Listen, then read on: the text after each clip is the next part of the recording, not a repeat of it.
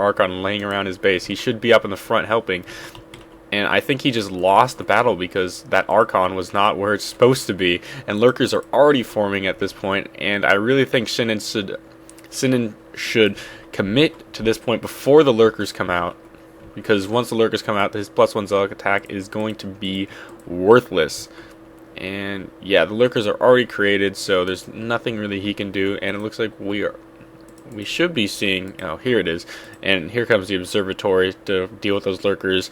But Jasa right now is at 4 bases to 2 bases from Sinan, so this is a bad position for him, for the Protoss at this point. And the lurkers are already out. These Zealots are handling the Zerglings rather well, but at this point there's nothing to deal with the lurkers. There's no detection, no storm, so Sinan's on his back feet at this point. Here it looks like there's an Overlord at the next expansion that Sinan would most likely take, so just so Jasa would know at the moment he takes his next gas expansion, he'll know what's happening. But it looks like Jasa should most likely be pushing in at this point because he has the advantage. I think he should commit with the forces that he has. He has a very powerful army at this point, and the more time he gives Sinan to get his observers already out, so he's lost his window of no detection, which is a bad idea. And there is a lot of Kakaroos flying around. Man, I like Kakaroos actually. Kakaroos are pretty interesting little flying units, but looks like these lurkers are now been basically rendered ineffective because Sinan has pumped Dragoons out of his probably last 3 pumps from his hatchery, so his army is in good form right here. And let's see if Jasa is going to have some great macro and micro play and manage to scourge that observer, which would be huge. He already has the Overlord in the front just for that purpose. I have to say that is like basically the only reason you'd bring out an Overlord with your army, and I guess a Scout Dark Templars, but no Dark Templars have been produced. I guess he doesn't know that.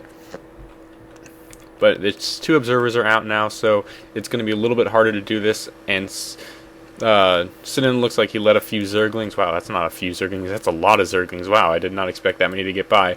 But they are into his base now. And here comes the first storm, and the storm goes over 1 lurker. I think that was kind of a waste of a storm. He should have either focused on all those lings. And, ooh, epic drone out here. But, all these High Templars are running into the front of the battle. What are they doing? They got to come back and conserve their energy. This one has enough for a storm right when he died. That sucks for that High Templar. This one has enough for 1 storm, and he should be storming in that area. Ooh, that was a good self-storm by Sinan there. It managed to catch a lot of Zerglings. These, it looks like all the Zealots have died off to this heavy lurker fire. There's only Dragoons left, and Dragoons are really bad against all of these Lings. There's so many well, not so many.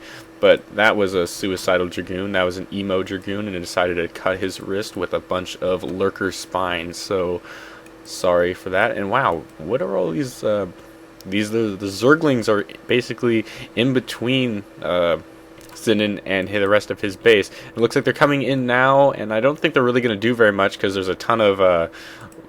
Yeah, they're definitely not going to do anything because these not lurkers. What am I talking about? The Zealots are here along with 3 cannons around that base, so they're not going to be able to do anything. And some more Zealots are coming in to reinforce Sinan's force in the front, and I think he should be moving out at this point to engage Jasa, but maybe he's going to sit back and take another base or something.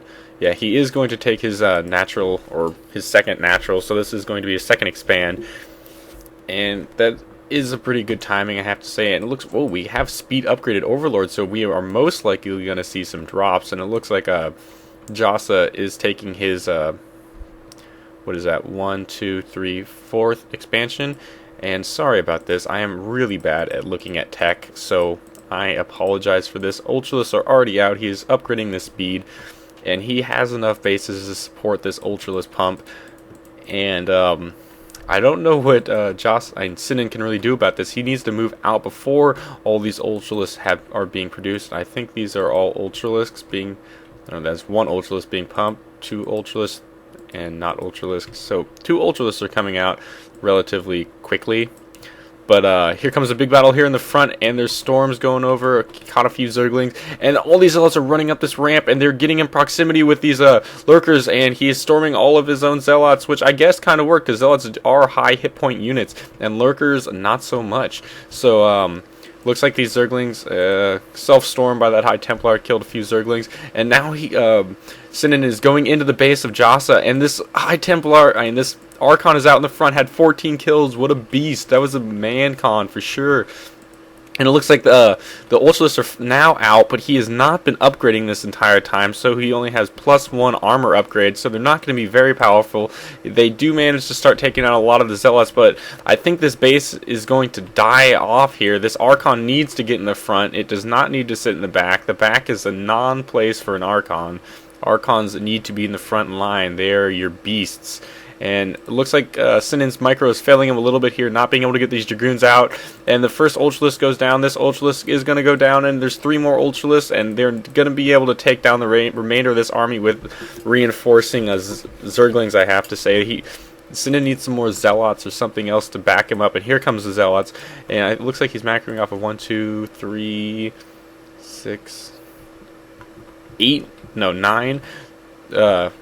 9 gateways at this point, so he's in a good macro position, and we did see a lot of DTs coming out. DTs are actually very good against Ultralists, just because of the massive amount of damage that DT does. They're like the highest yielding damage dealers in the entire game. Look, this is only 2 +2, and it already has 46 damage per swipe. It's ridiculous how much damage Dark Templars do.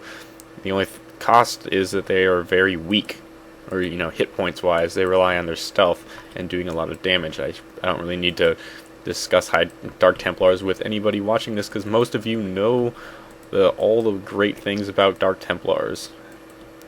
And yeah, so Jasa right now is most likely just going to be macroing up a large group of Ultralisks, as so far I can see 7 of them already.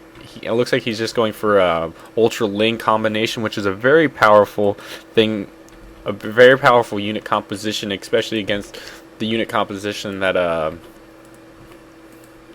Sinan has. There's not really any Reavers, but Reavers have been kind of made obsolete with the Tech to High Templars, because yeah, it's either you get one or the other. So it looks like Sinan's moving in here, and he's going to engage, and there is a lot of Overlords, so never mind. These DTs are not going to be too effective, just because of the massive amounts of Overlords in the area, and he brought along 1 DT, and wow, look at that line. There was just a line of attacking units, but since Sinan has the ranged units too, he's going to be in a better position, and here comes the storms there. I was waiting for the storms, and wow, Sinan has taken massive advantage in this. These DTs have been worth their weight in gold. The detection has just been in random positions. It looked like he was trying to hunt down those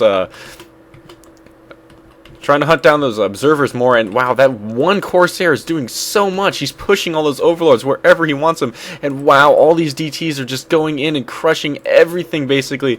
I think this is Sinan's games to win, because there's nothing, I don't think Jasa can really do anything at this point. His bases have been breached, and there's just so many DTs and Zealots just ripping everything apart. These Dragoons are should be focusing down that one hatchery right there, but this TT apparently has made that his mission.